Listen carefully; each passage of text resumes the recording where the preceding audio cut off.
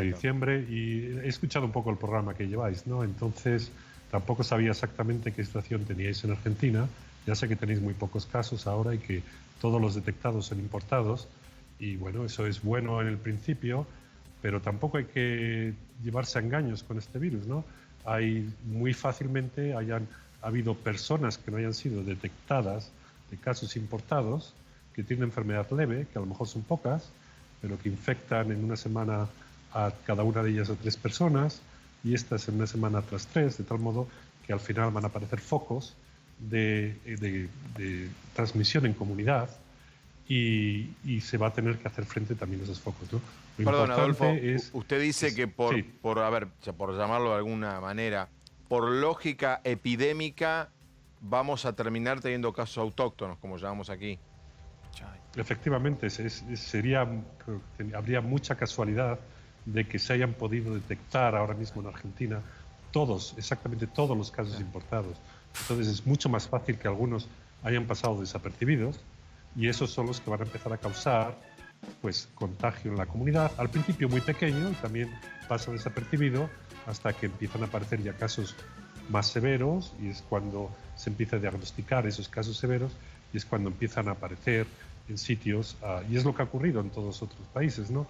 En algunos casos se ha tardado más en detectar los casos, como ha ocurrido en Irán o en Italia, en otros países han detectado antes y entonces está evolucionando más, lo que parece más lentamente, pero sigue evolucionando, aumentando el número de casos. Y bueno, eso es lo que yo creo que hay que prepararse, ¿no? Hay que prepararse para que los casos aumenten en algún momento y cuanto más diagnósticos se hagan en este momento, más fácil es Más detectar los fácil. casos y más fácil es poderlos Le- aislar.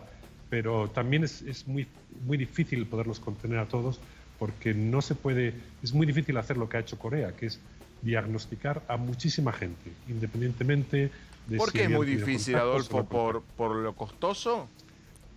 Porque hay que tener el número de test adecuados para poderlo realizar, ¿no? Entonces, ¿cuántos test ahora mismo se encuentran disponibles para poder realizarlo? Y luego hay que también tener cooperación de la gente, ¿no?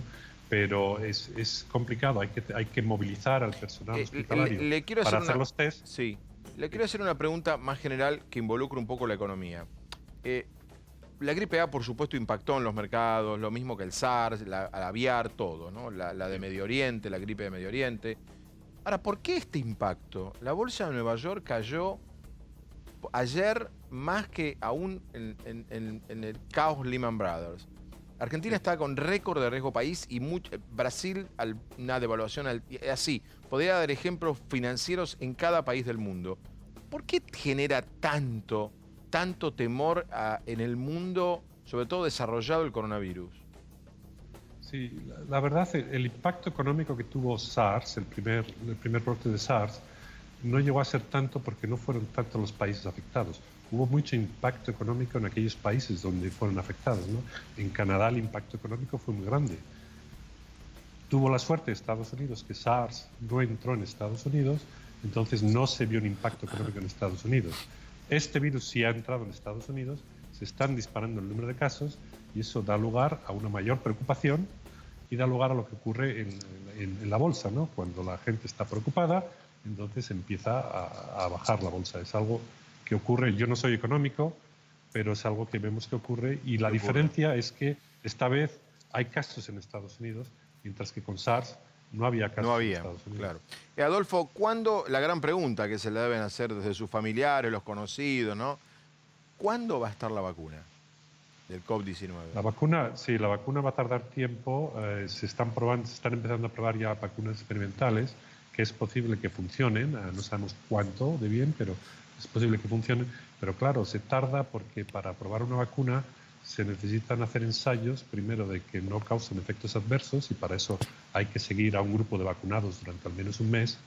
Y luego hay que hacer ensayos de eficacia, es decir, vacunas a un grupo de gente y tienes que esperar a ver cómo evoluciona, cuánta gente se infecta en ese grupo de vacunados con respecto al grupo ¿Y eso control cuánto y tarda? ver. ¿6 meses? ¿Un Y eso año? es claro, para primero vacunar y dar inmunidad es un mes, ¿no? Entonces, desde que se empieza a vacunar, cuando se empiezan a hacer ya los últimos ensayos, se necesita al menos un mes desde el momento en que empiezan a hacerse los últimos ensayos para que se empiece a poder mirar si las personas de ese grupo está o no está protegido. Y luego todo depende de cuánto sea de prevalente el virus en los sitios donde se está haciendo los ensayos clínicos, que es también muy difícil de predecir, porque si el virus no es muy prevalente, las infecciones en el grupo control van a ser pequeñas y va a tardar tiempo en saber si está funcionando. Mientras que si la infección es más prevalente, entonces es más fácil ver si la vacuna funciona. Bien. Entonces, toda esa impredecibilidad da lugar a que, al final, no va a haber una vacuna disponible al menos en 6 meses, lo más normal es que sea alrededor de los 10, 11 meses. O sea, el 2021. Adolfo, le agradezco muchísimo este contacto. Bueno, muchas gracias a Hasta ustedes. luego. Bien.